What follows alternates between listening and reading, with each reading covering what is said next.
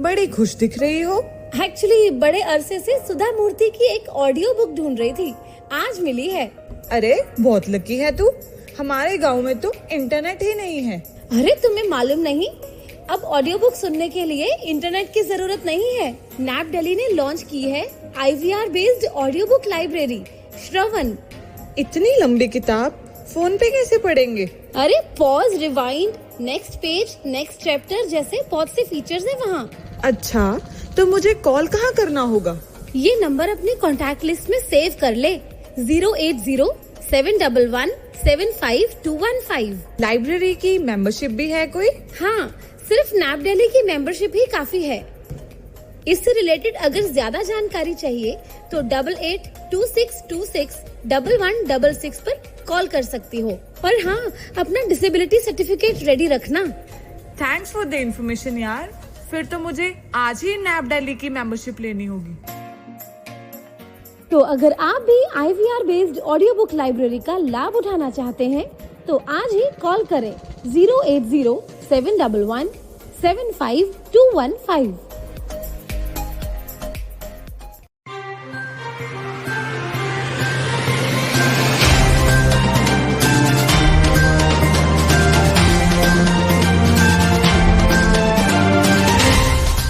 Hello and Namaste. Welcome to the Multilingual Bharat 3.0 Sahyog से निर्माण एक सकारात्मक समाज का, a collaboration between Spectrum the Awareness Project and Radio Udaan, a series of conversations in Bharat's regional scheduled languages where we bring to you parents, advocates and professionals from all walks of life. Spectrum the Awareness Project is a parent support group committed to create awareness about the role of the community in supporting families of children with neurodivergent conditions and persons with disabilities. This year's theme for us is Changing Mindsets, Making Inclusion a Reality. Hello everyone, my name is Astha Chadda. After spending 20 years in almost every form of media here in India and abroad, I chose to express myself through storytelling, poems and stories.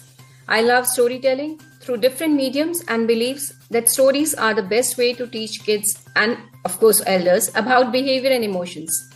I'm always ready to learn new things. I'm passionate about music and theatre, which gives me chance to express myself and my feelings in more creative ways. And with me today is Mr. Debashish Paul. Debashish Paul is an autism dad. Professionally, he is a management and marketing strategy consultant with clients in India and overseas. In his corporate career till 2020, he has worked in the advertising field with top-notch global advertising agency networks. He has led several high-profile integrated pan-India public service campaigns on critical issues such as malnutrition, malaria, and women's health for the Government of India, supported by UNICEF and the World Bank. Outside his profession, his interest areas consistently have been child development and parenting much before he became a dad. He was closely involved in providing professional guidance in 2015-16 to the Awaaz AAC app, which is augmentative and alternative communication, now operating globally with considerable success. Today, he volunteers to counsel parents who have children with learning, social behavior, and communication difficulties. I have autism and I like to play bad tennis. Vignette and insights from my son's life. This is his first book published by Westland Books. Of course, we would like to know more about the book today, but not from me, but from the author himself. So let's welcome Mr. Debashish Paul. Hi Debashish, how are you? Very well, thank you. Hello everybody. I hope in this time I can give you something of value to carry with you. Hi. So we all special needs parents goes through the same journey of denial, anger, why me, sometimes depression also. And then acceptance. So basically a cycle of grief, which we all go through. So my question is, when your son got diagnosed, how did it change? What was the changes in your mindset? If you can just share that with us. Sure. Like most parents, when the diagnosis is hurled at you by the doctor, you suffer a shock. The trauma and confusion grips you. A sense of misfortune descends upon you. The way you look at your child changes. you begin to have a very worried look generally. The denial phase, which we are all familiar with, takes over, and I had the same kind of turn on in my emotions, and I kept questioning, how can this happen to me? So you seek a second opinion, a third opinion. Then what I call the spiral of negativity had taken over me, a sinking feeling, one negative thought leading to another. But the way I could tackle this was, like you're saying, the mindset change. Yes, a big mindset change had to happen. I had to pivot to what we all talk about often nowadays, to early acceptance. That was key. All the choices, the way I'm going to think about my life, all decisions of the family, the center point was my son. So everything revolved around him thereafter. And what actually I did was to read up a lot, research a lot, understand the subject.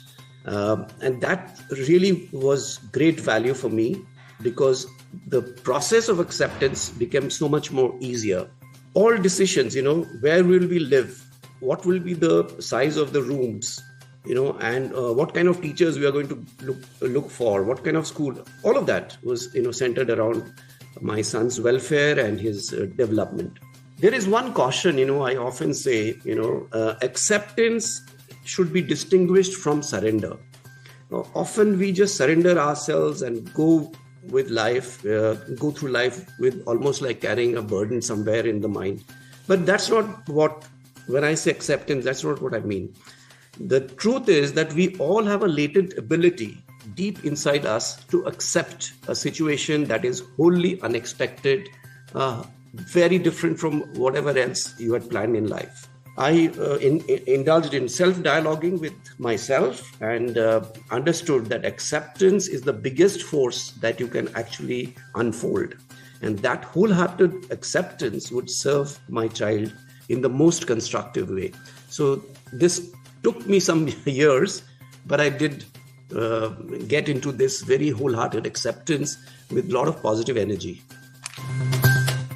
Thank you so much, Devashish, for sharing your emotions and feelings with us. So now something about a lovely book which I have in my hands right now. So my question is, what inspired you? Of course, like we know who inspired you to write this book, but what inspired you? What message you wanted to give through this book to the readers or to the community? Yeah, my primary, driver for this is actually the parents. And I have been through that phase of complete helplessness and despair. And I know what it is like to be in that situation. So I thought I should put down my feelings and also put down what I see as a positive direction to take in your situation. And that's what I wanted to convey to parents. It is primarily, driven by parents. And obviously I have spoken to many parents through my journey. So I know that it is not only my own experience of despair and, it's all, and social humiliation and all of that. There's a lot of negative situations one had to encounter. So it is written primarily for parents. So they are my inspiration to write. And I also write for the larger society because, awareness and understanding is so crucial, and so little is known about invisible disabilities, and autism is one such. And all of us have to recognize there is an inescapable dependence on the society for safety of our children, for welfare, their future employment, so many things. So there is an important message I wanted to give to the larger society. And today I can say, in the last year and a half, so many people who are unconnected to the subject of neurodivergence or disability have applauded me after reading my book.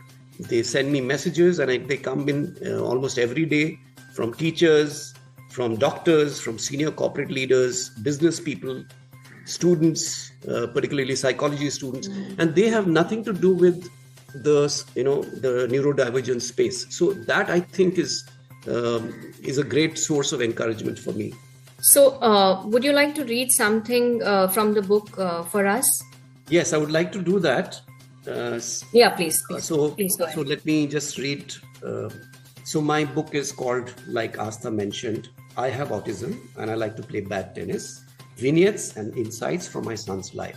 So I'm going to read a few lines from the introduction of the book, which sort of sets the context in which this book has been written.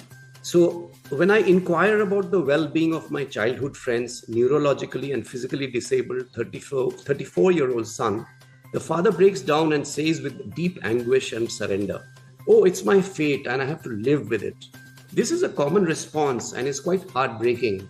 And it is also how parents get socially conditioned to view the situation as one of misfortune and despair all the way. We begin to consider the child ashubh, inauspicious, an embodiment of bad karma, a mark of stigma. We often feel impelled to hide the child. Even looking at the child fondly is strictly rationed as compared to a neurotypical child. Dr. Yuval Noah Harari, somebody many of you would know, a very popular author, historian and thinker, whom I really admire. He says something, it's noteworthy. It is a great wisdom to accept reality as it is, even if it contradicts most stories that many people believe. And that is really the situation when I said, the Ashubh, label. In the realm of neurological disabilities, the negative stories or collective beliefs are what have become entrenched in our society. They ceaselessly produce invisible stumbling blocks for the neurodivergent child as they begin to navigate their own path. Needless to say, such negativity demoralizes parents deeply, along with the rest of the family, the immediate family, while also gravely compromising the child's progress and adding more to the child's anxieties. So, there has now been an exponential growth in the subject knowledge of neurodiversity owing to advances in research, advances in medicinal therapies, learning devices, education tools, etc. But yes, expert advice, new knowledge of therapies and prescriptions are not the only things that parents need. We need courage every step of the way to hold up against societal negativities. They need the strength to crawl from the caverns of hopelessness. They need help to laser cut through the bars of the cage of prejudices. They need new energy to think differently so as to benefit their child. They need emotional support. They need hope. So, that was the piece I just... Yeah. So, I can totally understand. As a special needs mom, when I was reading this book, I was kind of like reliving all the memories which I had with my daughter. So it's a superb read, and I could totally relate with all the feelings and emotions which you have described through this book. So this was kind of a different feeling. So my next question to you is we have seen that in our parent support community group, the older parents often shares their journey with the younger parents to guide them or just like to stop them for not letting them do the same mistakes which they made. So as a parent coach, because you're a parent coach also, so as a parent coach, your insights from the experience and message to the parents and also for the community. So please tell us. Yeah, so the first thing I always say, and whenever I speak about my book, I always say both the mother and the father have roles to play in raising the child. In our society, particularly in certain parts of India, what I notice is that the mother takes over and it is considered socially that it is her domain. And then over a period of time, mothers begin to get into this I know best syndrome, and that itself becomes a hindrance actually for the child to get inputs from the father, from immediate family members, and from other, specialists or therapists, So I'm not generalizing here, but this is a situation we have to be cautious of. So mother and father both have important roles for the emotional growth of the child. They both have to be actively involved. So that's one. Second thing is that wholehearted acceptance that I talked about earlier, it actually is a very important concept to internalize. It opens up the doors for everyday courage. I talk about everyday courage very often whenever I speak, I talk about how your determination to do your best for your child considerably goes up once you have this wholehearted acceptance. And it, very importantly, it crushes that spiral of negativity, and therefore it releases so much of positive energy that it cuts out all that waste of negative thoughts and time. Make the child the center of everything. It's almost like the center of gravity. Everything should be about the child's betterment. And the other thing I want to say is, once you have this wholehearted acceptance and everyday courage, you will yourself find that you are becoming a more creative parent. You are beginning to think out of the box, which is very much needed to guide the child, and also to realize his potential. You cannot go through the conventional methods. So that is one very important thing. And lastly, I would say that, you have to recalibrate your life goals. Parents, they have to reset priorities and their own expectations from life. And the experience of raising an autistic child is of enormous, it fills you with an enormous sense of reward. And that is something you must bear in mind, that there is a huge reward in being able to, and it is not just one big thing that happens, it is micro successes, getting the child to even cut his nails, for example. In my case, getting my son to hold the tennis racket in the right grip was a success for me, so those things will keep you energized, and we get a lot of rewards like that. Thank you. Thanks to you, Debashish, for sharing your knowledge, experience, and insights with us. I'm 100% sure. I'm quite sure this will benefit a lot of parents, and they will get to learn a lot of things from your insights and your experience, which you just shared with us. I don't want to end this session right now, but unfortunately we have to. But when I was reading your book, I felt something which is common with most of us special needs parents, or with most of us, and we live the life as it comes with our kids. So that reminds me a beautiful song from a movie Golmaal called Golmaal. So it's आने वाला पल जाने वाला है, हो सके तो इसमें जिंदगी बिता दो, पल जो ये जाने वाला है. Oh. So I can say you also mentioned this thing in your book. So we live the life as it comes with our kids. And before I end, I would like to say thanks to the audience for supporting this initiative. And a big shout out to Mr. Danish Mahajan and his team at Radio Udaan for collaborating with us to spread this message too far and wide. So I would like to say thanks to all of you to be with us, and a special thanks to Debashish Paul to share his knowledge and his all experiences and insights with us. So thank you so much, Debashish, and thanks for joining us. Yeah.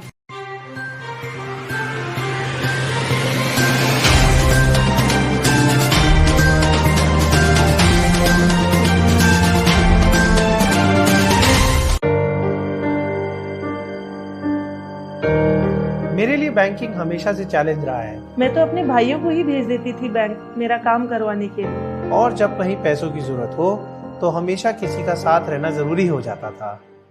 लेकिन जब से union bank of India में account activate कराया है, अपनी banking मैं खुद करती हूँ, यूनियन स्पर्श डेबिट कार्ड के साथ. इसका खास डिजाइन, जैसे कि साइड में नॉच और लेटर यू जो कि ब्रेल में एम्बॉस किया गया है, हमेशा मुझे बैंकिंग के करीब रखता है. इसकी एक खास बात बताऊं? इसमें है अपनेपन का स्पर्श. अपनेपन का स्पर्श.